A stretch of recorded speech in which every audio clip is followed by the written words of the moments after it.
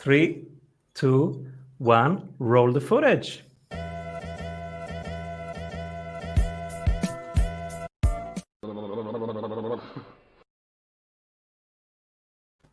Hello, everybody, and welcome back to the Strategy Show. I'm your host, Simon Severino. Today, our guest for the second time here. I wanted so bad to have him back because you have so many unanswered questions from the last episode. So we have a backlog that I need to move forward. Investor, author, known for best-selling books like Hooked in 2014 and Indistractable in 2019. Welcome everybody back on the show, Nir Eyal. Thank you so much, Simon. It's great to be back. I appreciate it so much. Thank you. It's an honor to be back, right? If someone asks you once, it's an honor. If they ask you back twice, well, that's something to celebrate. So I appreciate it very much. I had no other chance. People were like, hey, my daughter has this question and it is not yet answered. Come on, Simon. So here we are. We will go deep into one part that we discussed last time, how to design your week for flow, for productivity. And Nir is the one person to discuss this with because he knows the newest studies and the newest data, which many times is really the opposite to what we think. And in many times, it's just so helpful to know. So great to be here. I'm so happy that you came for the second time. And yeah, let's go directly there. How can we design our week? Yeah. So I want to focus on one of the four major steps of the Indistractable model, but I want to make sure we understand the big picture of what we're talking about here, because no one strategy is a magic bullet. You have to use these four strategies in concert. And so just to recap some of what we talked about last time, the first step is to master the internal triggers. The internal triggers are these uncomfortable emotional states. If you find yourself procrastinating, if you find yourself distracted, the real reason is not because of evil technology. It's not because you're somehow morally deficient. It's because you are trying to escape discomfort. That's what we have to remember, that if you are not doing what you said you would do, you say you go to the gym, but you don't. You procrastinate on a project you meant to work on. You check your phone while you're with your family. Whatever the case might be, whenever we get distracted, the root cause of that problem is our inability to cope with discomfort. So that is step one. Step number two is to make time for traction. And so this is what we're going to spend the most of our time on today, is how do you make sure that you can live out your values by turning your values into time. So that's step number two, make time for traction. Step number three is about hacking back the external triggers. This is where we take care of all the pings and dings and rings, all the things that can lead us towards distraction in our outside environment. How do you hack back emails and your kids interrupting you and stupid meetings and all these things that seem to distract us with all these notifications and external triggers? And then finally, the last step, which is very important, is to prevent distraction with pacts. So making what we call a pre-commitment to make sure that we stay on track. This is the last line of defense. This is what we do last as a firewall, the last line of defense to make sure that when we're tempted towards distraction, we don't give in. So today we're going to focus on that second piece that we talked about, making time for traction. Now, this is incredibly important. And just to reiterate some of the points that we talked about last time about how important this is, the vast majority of people do not keep a schedule. Believe it or not, most people, they don't plan their day. And that's a huge mistake. And the reason it's such a huge mistake is because you cannot call something a distraction unless you know what it distracted you from. Let me say that again. You can't call something a distraction unless you know what it distracted you from. So if you don't know how you are going to spend your time in advance, everything is a distraction, right? If you have lots of white space in your day, well, then everything you do is a distraction because you didn't define what is traction for that time in your day. And this is such an important point because, when you think about money, we don't just give out money to whoever wants it from us. Everybody wants our money. We don't just give it away. And, there's a reason we call it paying attention. We pay attention. We don't just give attention, we pay attention. And we use that word because attention has value. So we have to decide, we have to be very judicious about who we pay attention to, what we give our attention to, what we are paying attention to. And so just in the same way we wouldn't, give out $100 bills on a street corner, we shouldn't give our attention and our time to whoever wants it. It doesn't matter how rich you are, right? If you're Jeff Bezos or Warren Buffett, you have billions of dollars, but guess what? You have the same 24 hours in your day that everyone else has. So that is our most precious resource. We have to be very careful about how we spend our time, but that requires us to think in advance about how we want to spend our time. So how do we do that? How do we make sure that we can spend our time in a way that serves us as opposed to us serving all of these various distractions? It starts with our values. What are values? Many people don't know the definition of values. What are values? Think to yourself, what does that mean when someone says, oh, that's part of my values? Well, values are defined as attributes of the person you want to become. Let me say that again. Values are defined as attributes of the person you want to become. So when we ask ourselves, what type of person do we want to become? What that forces us to do is to turn our values into time. Because if you don't do that, you're just talking a good game, right? If you say, oh, I value my health, right? Everybody says, oh, health is very, very important, right? You got to take care of your health. But do you have time in your day to make sure that you're investing in your health? Do you have time to take a walk, to go to the gym, to make nutritious food, to have a bedtime? How many adults tell their children, you need a bedtime? And we know we need a bedtime, but we don't have one. We're hypocrites. We tell our kids to do one thing and we don't do it. So we have to make sure that we live out our values by turning our values into time. And the way we do this is with these 3 life domains, starting with you. Okay, you are at the center of these 3 life domains. You have to take care of yourself or you can't take care of other people. You have to make that time to take care of yourself. So what does taking care of you look like? It's time spent reading. It's time spent exercising. It's time spent meditating or praying or painting or whatever it is you want to do. You want to play video games because that's part of the value system that you have about how to take care of yourself. Wonderful. I want you to play those video games. But I want you to play them on your schedule. Put that time in your calendar, starting with all the things that you need to take care of yourself first on your calendar. Where is that time for the things that are important to do for yourself? Okay. Next, we have what we call the relationship domain. We right now are suffering through a crisis of loneliness. And this is a worldwide epidemic. It's particularly acute in Western countries. In the United States, we have a terrible epidemic of loneliness. And we know that loneliness is as detrimental to our health. Studies have found that lifespans are equally decreased by when people are suffering from loneliness as they would be if they were smokers or clinically obese. It is a serious health problem. Part of the reason that so many people are lonely today is because the institutions we used to have that connected us with other people, we don't participate in anymore. And this isn't a new phenomenon. This isn't something that Facebook did to us. Facebook is the symptom of this problem. This problem has been happening since at least the 1990s. That's when Robert Putnam did a very famous study in his book, Bowling Alone, about how this is happening, showing that we don't get together with people on a regular basis. The bowling leagues, the Kiwanis Club, the church groups, people, as they became more secular, don't have these regular things in their schedule to bind them to other people. And that's why we're lonely. We don't make the time for important people in our life on a regular schedule. So whoever is important to you, don't just say, oh yeah, we'll get together for a cup of coffee sometime.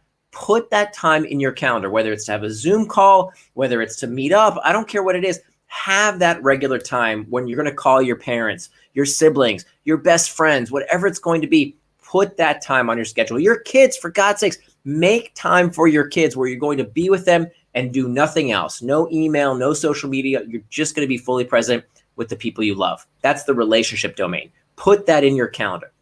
Finally, last, this is what most people tend to start with, but it actually comes last, is the work domain, the last ring.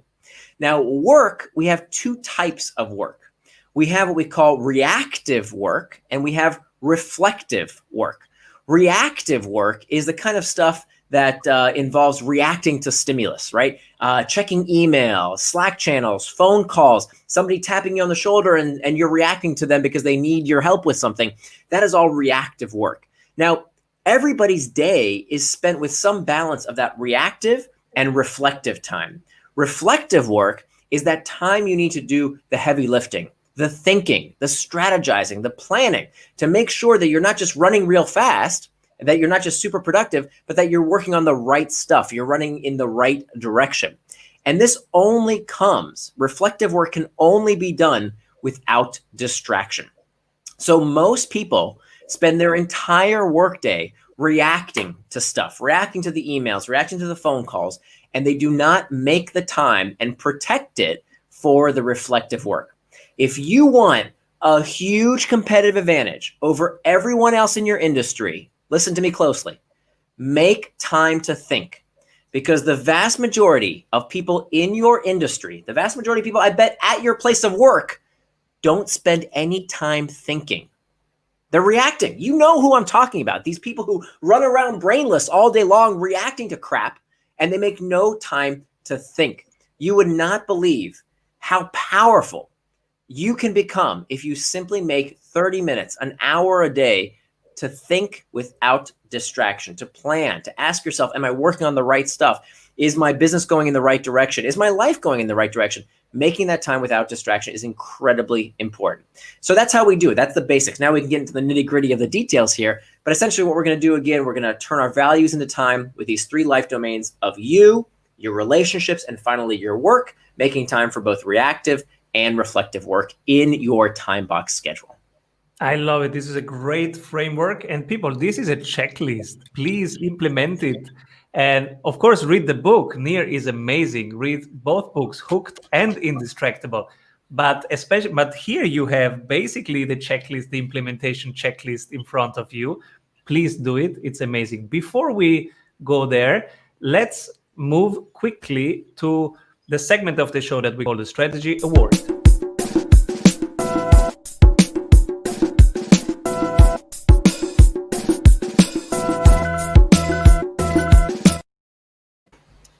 Nir, if you could pick only one venture or one person who's doing things differently, but from your perspective, they are doing it right, who would that be?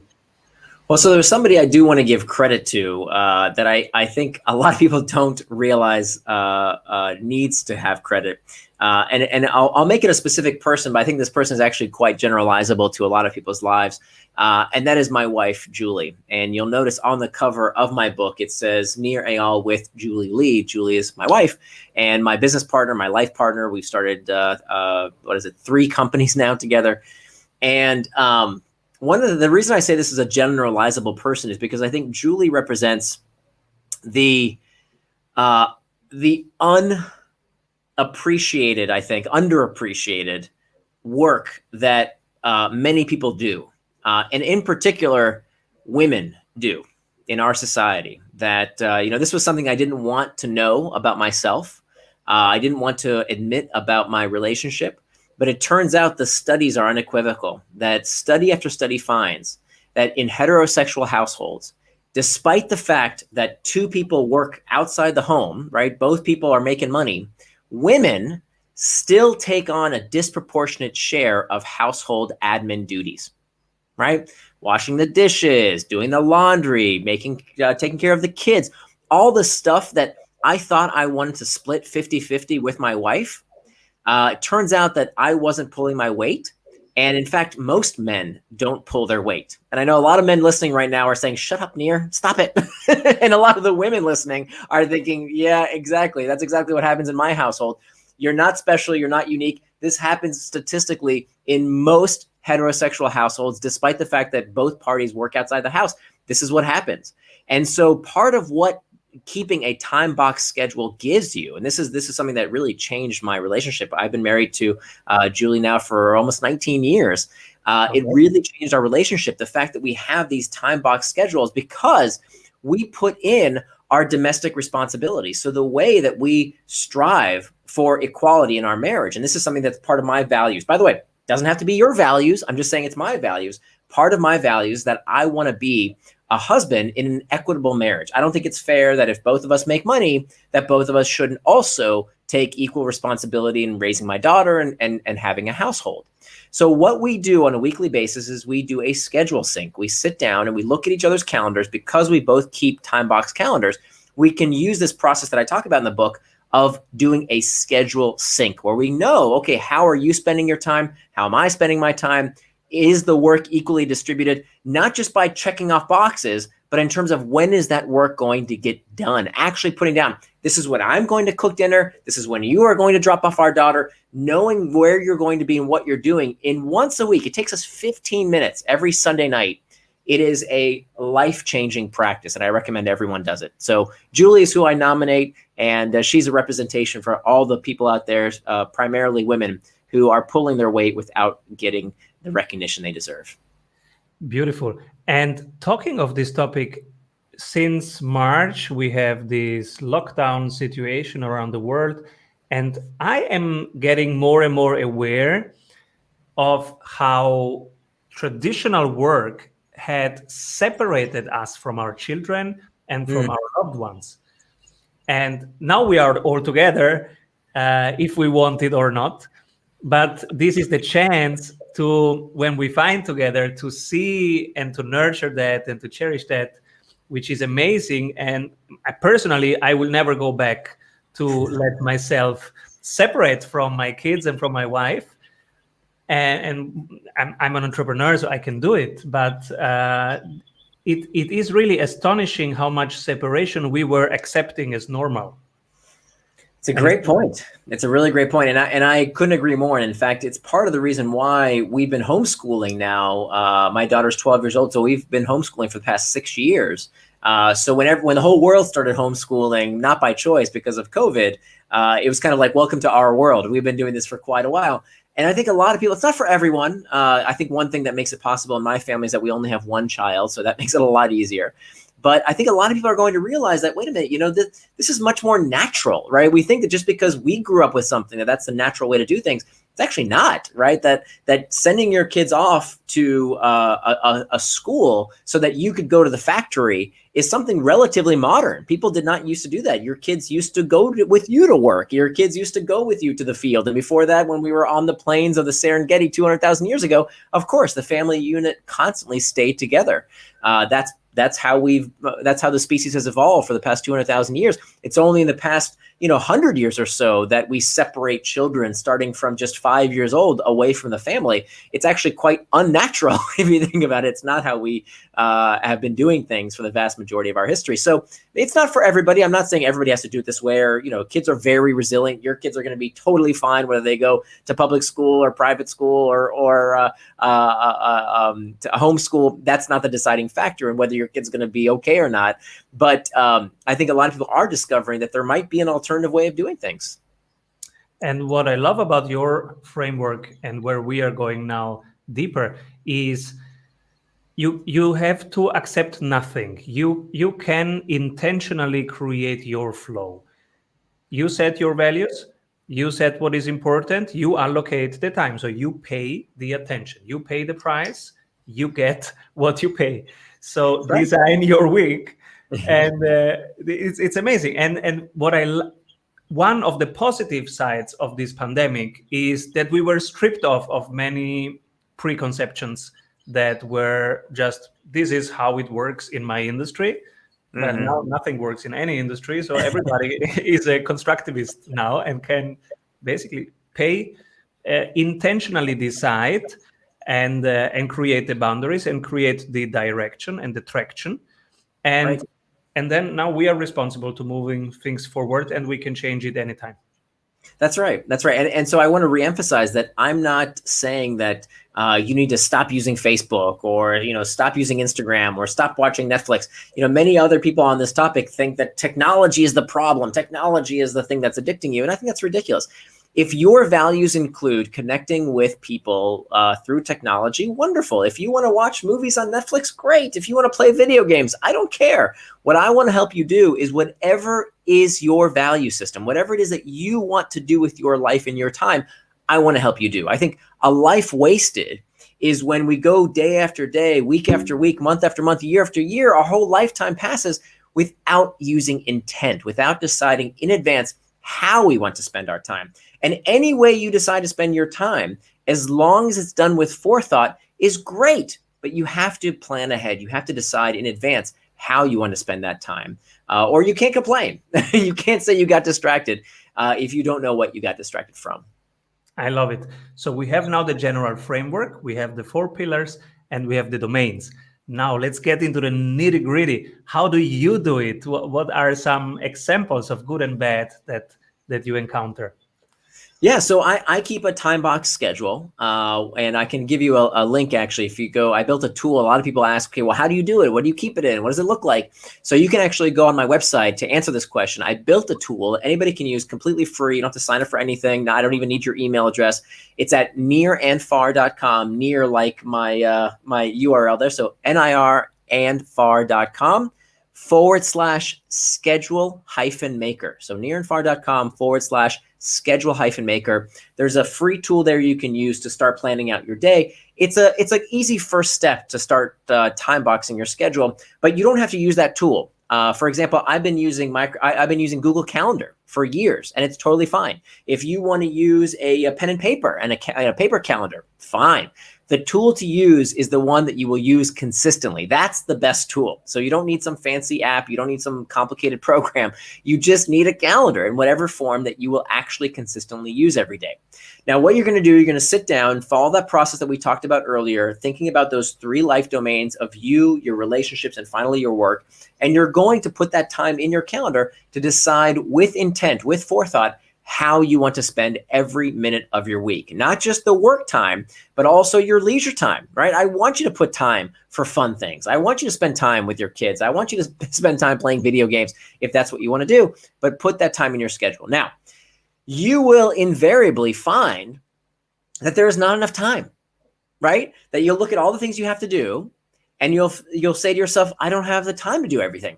Good. That's the point, because when we use a time box calendar, it forces us to get realistic with the constraint of time. And this is why I hate to-do lists. Many people don't know this. Keeping a to-do list and using a to-do list to run your day is the worst thing you can do for your personal productivity. We need to stop using to-do lists to run our life. The best to-do list is your calendar, because when we put stuff on a to-do list, there's no end. You can have an infinite number of things to do on your to-do list. But of course, that's not reality. Life doesn't work like that. You only get 24 hours in the day. So by keeping a time box calendar, you are forced to prioritize. And listen, whether you're a CEO, whether you're a marketing executive, whether you're an entrepreneur, whatever role you play, the hardest thing you do is prioritize. That's the crux of every difficult job, is what do I do first, second, third? So I'm forcing you to make that decision between what should be done tomorrow, what should be done next week, what should be done never, through this constraint of time. I love it. We use it in our accelerator. We have a 90-day coaching program for CEOs, and we used it. They should build their elements. Every day gets one intention, and then they put their elements in. And there is me time, and there is sales time, fulfillment time, marketing time, etc. And then you see it gradually evolving over the weeks when they get more and more intention. And also this prioritization starts, because, okay, you can do everything. Oh, I need to delegate something. I need to discuss with my stakeholders, with my shareholders, how we organize things differently. And these are so valuable conversations with yourself and with your relevant surroundings. Absolutely. And especially as a CEO, as a startup. I mean, I've started 3 companies, if you count what I'm doing now. I don't really think of it as a company because it's so fun. But the hardest job of every CEO is really only one job. If you are a CEO of a company, a startup or whatever, you only have one job, and that job is to prioritize. That's it. That is your job in a nutshell. And so that's what I look for. I do quite a bit of angel investing. That's always what I look for. I had a professor at Stanford his name is Andy Radcliffe, and he's one of the most successful venture capitalists in history. Before he started teaching at Stanford, he's the one who made the blockbuster investment in eBay at the time, which was at the time the best returning venture capital investment in history. And whenever someone would ask him for an investment, he always had this test. He would listen to their pitch very politely, and if it was something interesting, then he wanted to test the team. Betting on the team is very, very important. You want to make sure that you're giving your money to the right team to implement the idea. It doesn't matter if they have a great idea. You also need a great team. And so he would test the CEO this way. He would give them a list of like 40 things he needed them to do, right? And he'd call it due diligence. And he'd say, okay, I need you to give me these things back by Monday so that we can decide whether we're going to invest in your company. And if a CEO came back and did everything, he wouldn't invest, because he wanted them to come back and say, look, Andy, these 35 things are not very important. I don't have time to do those things because I got a company to run here. But these 5 things are important. So that's what I put my heart and soul into. That's what I want to deliver to you, because these are the numbers that matter. So he was testing people that if you checked off all the boxes and did everything, you were doing it wrong. You would fail as a CEO. What he wanted to see was, would you have the judgment to prioritize properly? I love this. I have to integrate this in our hiring process, in the filtering process, where we find out if people are the right fit to work with us. I love it. Nir, one final question. Who should be my next guest? So if you haven't heard of David Perel, he's a friend of mine. He's great. He has he's kind of this guru on writing and creating a personal brand online. And he teaches a lot of the stuff that I wish I would have known when I started writing online and keeping a blog. So he's great. He's pretty big on Twitter. So David Perel, if you can get him on your show, I think you'd have a very interesting conversation. Thank you so much, Nir. And people, this is the checklist. I can recommend really going back and really doing the 4 pillars, the domains, starting with every single step that is there. This is so important. I also do it regularly, and I can tell you this is helpful. So thank you, Nir. Come back soon. My pleasure. All right, we'll come back for number 3. I love it. I can't wait.